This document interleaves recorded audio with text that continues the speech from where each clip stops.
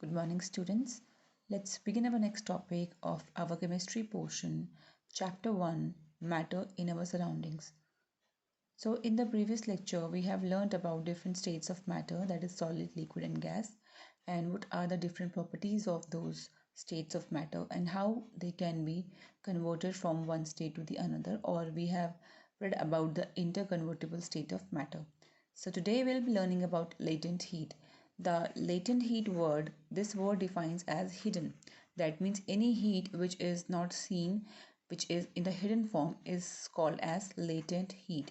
That means whenever we heat any substance, so what we see is that its temperature rises up. But example, if we keep a glass of water in a container or in a pan and then we keep it on fire on a gas stove, after some time what we'll see that the temperature rises up of that water. If we'll touch the water with our finger may be burn. So that means the temperature is rising up. But what if you're keeping any substance that is solid and the state is being converted into liquid, yet the temperature is not rising up? In that case, the heat is applied to the substance, but the temperature is not rising. When we apply heat to any substance and the forms and the state of that matter changes, yet the temperature does not rises up, that means it is called as latent heat, which is hidden heat. Okay, so the energy which has to be supplied to change the state of substance is called as latent heat. So it is the energy, or it is a heat energy which we supply to change that state of matter or to state of substance. It's called as latent heat. Now this latent heat does not raises the temperature. That means the temperature will be constant. Constant means the temperature when you start the process, or whatever will be the temperature be, it will be remain at the same level. The temperature will not rise up. So the latent heat is a form of a hidden heat, and it becomes hidden in the substance because there is a change in the state. And when there is a change in the state of matter, the temperature which we are applying, it is being utilized to break the force of attraction in that matter. That is, if it is solid, then there is more force of attraction. We have already studied in the previous lecture. The particles are more closely packed and they have more attraction. So when the state of solid is being converted into liquid, then we have to apply heat. So whatever heat we are applying, that heat is used up in breaking up the bond of attraction of the particles in solid. So when the bond will be break, the particles will be more free to move, and when they will be more free to move, they will be moving, and hence the heat is being utilized there. That's why the temperature does not rises up. I can explain you with an easy example, like here. Okay, now here, if we'll take a beaker, into it we'll keep some ice cubes.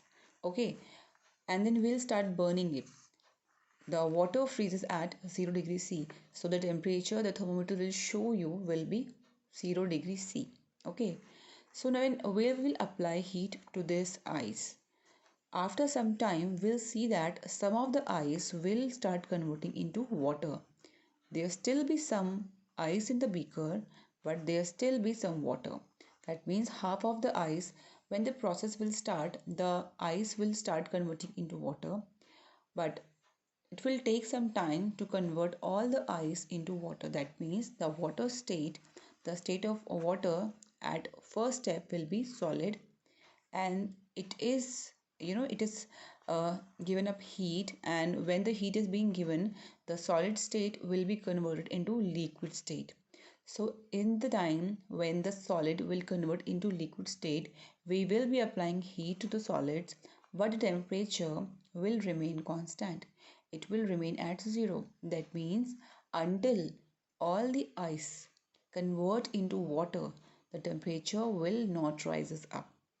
You can also see that the temperature does not rises up. It is because all the heat which we are giving to this ice, it is being used up in breaking the attraction bond, the breaking the bonds between the particles so that they can move freely. So the heat is being absorbed by that, so that the particles bonds can be break and they can behave as liquid. So the heat or the latent heat is required to convert solid into liquid is called as latent heat of fusion. So there are basically two types of latent heat which we will be learning.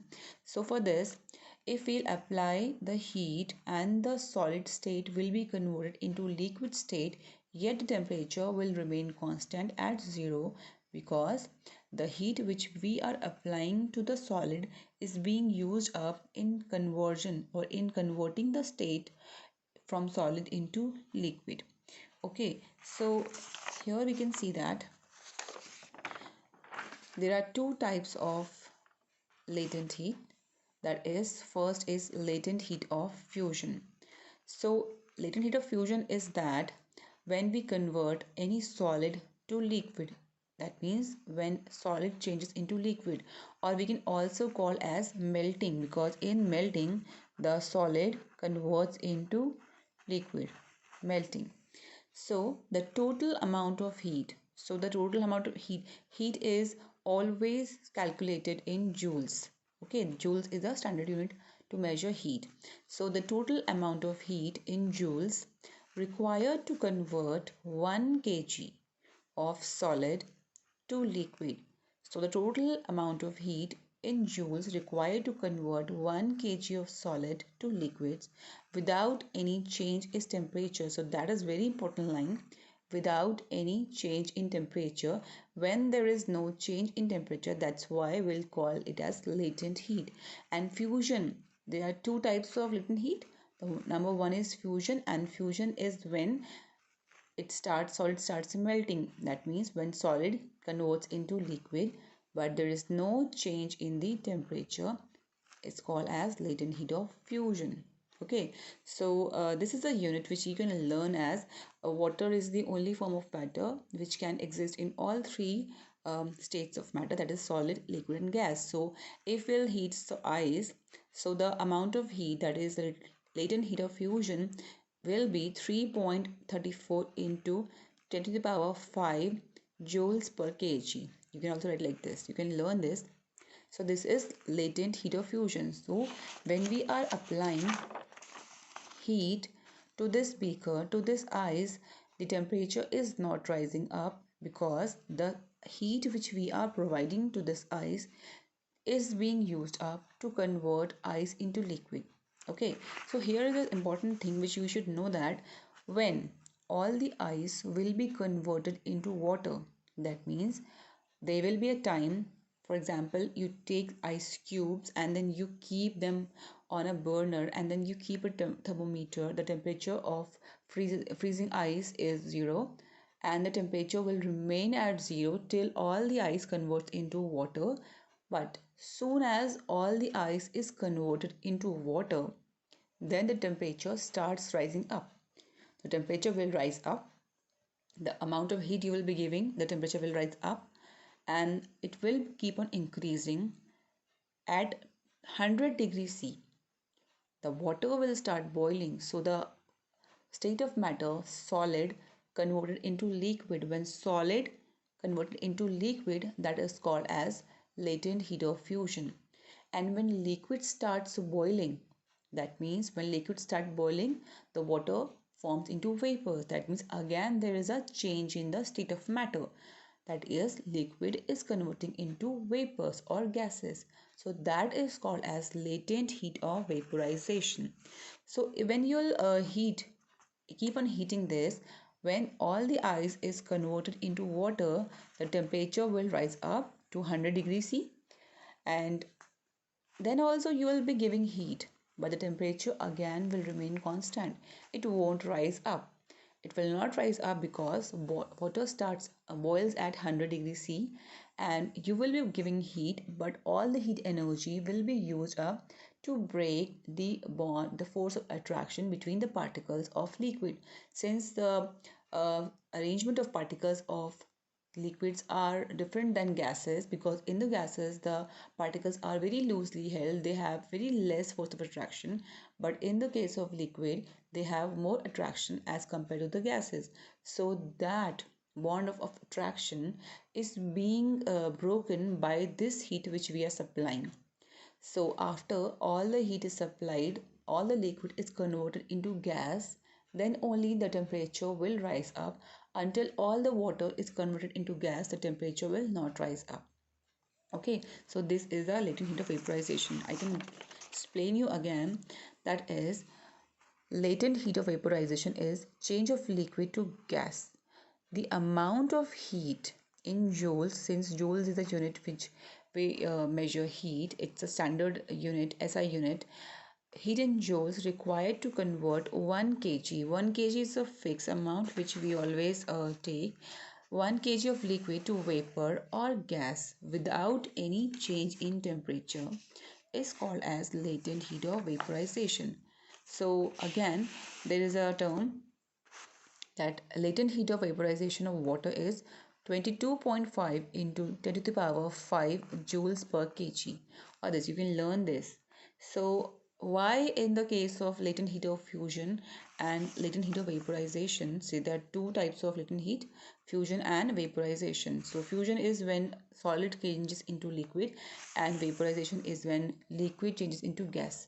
So there isn't any change in both the cases, because all the heat which we give, so all the heat which we are providing is being used up to break the bond, um, or the forces of attraction between the particles of the substances during the change of the state. But the kinetic energy, so kinetic energy, if you will remember, that it is the when the particles move from one place to the another, they produces a energy which is called as kinetic energy. Since the particles are being, the force of attraction is being broken, the particles will be moving, but this heat will not increase the kinetic energy, because if the kinetic energy will be increased, the temperature will rise up. When all the solid will be converted into liquid, that means when all the ice is converted into water, then only the kinetic energy will be increased, and the all the solid is converted into liquid, and then the temperature will rise up. Same will happen in the case of the latent heat of vaporization also. Until all the water becomes vapors, the kinetic energy will not increase. When all the liquid is converted into vapor, then the kinetic energy will increase, and it will increase the temperature as well. So these are the two things. This is very important. I can also explain you with the help of a graph so that it will be more clear to you. Okay. So now this is a graphical representation showing latent heat of fusion and latent heat of vaporization. Okay, so latent heat of fusion is called as melting. That means when solid is converted into liquids. And latent heat of vaporization, please remember this word. Vaporization means when the water starts boiling. That means when liquid converts into vapors.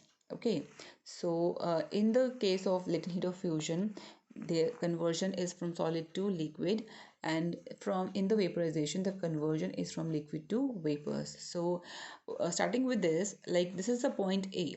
Okay, point A means when we are having ice, okay, or any solid. Example, we are having ice. So this axis will show you temperature, and this is showing you the energy.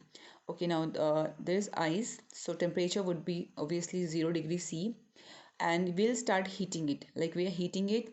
When we heat something, the temperature will rise up slowly. It will rise up, but in the normal cases it rises up, but here in this case it won't rise up. So from this A to B, the state will be solid only. Okay, the state is solid only and temperature is 0. At this stage, okay, there is a constant in temperature. Temperature is not rising up. Temperature is constant, that is 0 degree C. But there is a conversion in the state of matter, that is solid is converting into liquid. So here it is, some of the matter is in solid form and some is in liquid form. That means it's a melting or phase change. So the process is being carried on, we are applying heat to it, and melting is being processed, but temperature is constant, that it's constant. Okay, then comes to point C. To point C, we'll see that all the solid is being converted into liquid. After the conversion of all the solid into liquid at point C, the temperature will rise up. Okay, because now there is no more solid left to be converted into liquid, and all the heat which we are giving is not being used up to convert further any state of matter. So the heat is being used so that the temperature is increasing here. At D point, the temperature will reach at 100 degrees C. At 100 degrees C, the water will start boiling. So here it is liquid and gas both. That means some water, there will be some water and there will be some gas. So it is again a phase change, and it is called as vaporization. The water is being vaporized. So it is also a phase change, and this is a boiling point of water 100 degrees C. But here, as you can see, that the temperature is being constant, is being 100 all the time. When all the water is being converted into vapor, the temperature will remain constant, it will not rise up. That is the latent heat of vaporization. Since at the beginning of the lecture I've told you that when we supply heat to any substance and its state changes but there isn't any change in temperature, that is called as latent heat. So latent heat causes because all the heat energy which we are providing is being used up to break the force of attraction of the particles, so that one state of matter can come to the second state of matter, or from that second state it can reach to the third state. So in the process of conversion of matter from one state to the other, the heat is being used up but the heat is not shown up, that is the heat is in the hidden form. So when it will come to this state, when all the water will be converted into vapor, so at this stage E, then the temperature will rise up. So it is a I will be giving you a simple example, like whenever you keep any ice on your hand, you can also do it home also. On your left palm, just keep one ice cube on your hand, on your palm, and on the other palm just keep the water which is also at 100 degrees C. Now you won't be having thermometer at your house, so you can also if you're having, you can measure it at 100, oh sorry, not 100, 0 degrees C. Okay, or you can take a freezing cold water. Okay, after some time you will be keeping both things in your different palms. You will realize that the water which is in your palm, which was also at 0 degrees C, starts becoming warm. But the other hand or the other palm which you are having ice in is cool. That will be very very chilling still, and you will not be able to hold that ice for a longer period of time. You will not be able to hold that, because at the time when the ice is being converted into liquid, the ice is taking the heat of your body, and since the heat of your body is being used up, you will be you will be feeling some coldness on your palm, chillingness on your palm. So the heat is being supplied from your body, but you will not be able to find any change in your palm, any rise in your palm. So it will be at a 0 degree. And on the other hand, which you are having water, it which is in 0 degree C again, but it is not in the form of ice, it's melted ice. It will start becoming warm because it will your body will heat up the water, and suddenly the temperature will come from 0 to 4 or 5, and then finally it will reach up to the room temperature.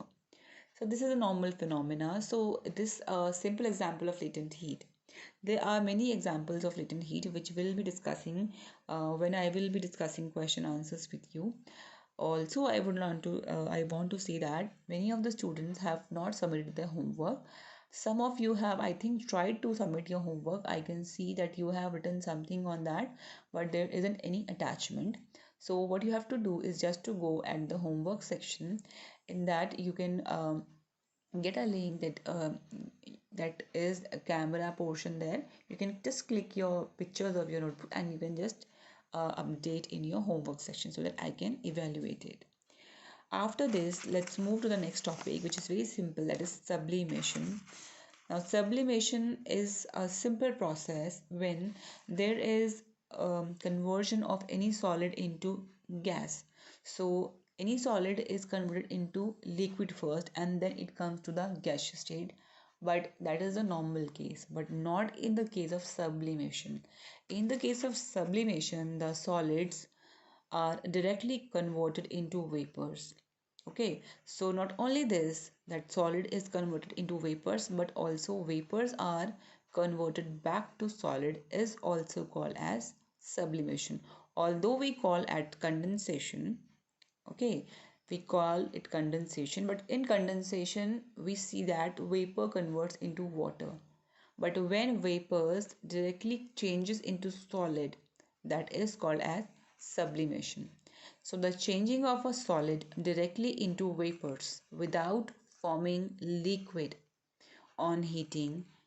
Okay, so whenever there is a change in the state of solid directly to the vapor state without coming to liquid state is known as sublimation, or the changing vapors, or the change of vapors into solids on cooling without changing into liquid is known as sublimation. So the changing of solid directly into vapor is called sublimation. Also, the changing of vapors directly into solid is called as sublimation.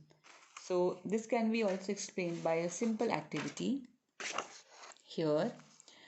Okay, now we'll take a Bunsen burner. We'll keep a tripod stand, and on that stand we'll keep a wire gauge. Wire gauge is just a chunny type of a thing. On that we'll keep a china dish. China dish is a bone china material, a bowl in which we do our basic experiments. So into it we'll keep some ammonium chloride. Now ammonium chloride is a salt. It is called as NH4Cl. Now ammonium chloride is kept in this. We'll start heating it. But before heating, we'll cover it with a conical flask, inverted position. We'll keep a conical flask, that is, you would have seen in your houses also, in which if we have to store any liquid in any very, very narrow container, we use this. Okay. So in laboratory also we use this conical flask, but these are of generally of glass. So we'll keep a conical flask in the inverted position. So we'll cover up the mouth of that flask with a cotton plug so that there is any escape, nothing can move out of this. So when we'll heat this ammonium chloride, after some time we'll see that there will be some fumes coming up of ammonium chloride. When the fumes will rise up, the whole area will become white. Okay, that means the solid is directly converting into vapors, because when we heat solid it is converted into liquid, usually in the case of water, but not in the case of ammonium chloride. Ammonium chloride will not convert into water, but it will directly goes to its vapor state. So the conversion of a solid state directly into a vapor state without coming to its liquid state on heating is called as sublimation. So this is sublimation. Okay, after some time, when all this ammonium chloride is converted into vapor, will stop the burner. Will all the fumes of ammonium chloride will settle down. So where they will go, the gases tends to move in the outer direction, but there is no escape. So it will, just come and it will reside on the edges of the conical flask. So when it will be cooled, all the fumes will be cooled up. We can find that there will be some white residue left in the edges of the conical flask. So that residue is again of ammonium chloride. That means the conversion of vapors into solid again. We can scrap it out. It will be an ammonium chloride powder, and powder is also a solid form. So the conversion of the vapors into solid is also called as sublimation. So this completes your two topics of today, that is latent heat and sublimation. Hope you understood all the topics, and please go through the homework sections and do the questions. All of you have to do your answers and you have to click the pictures.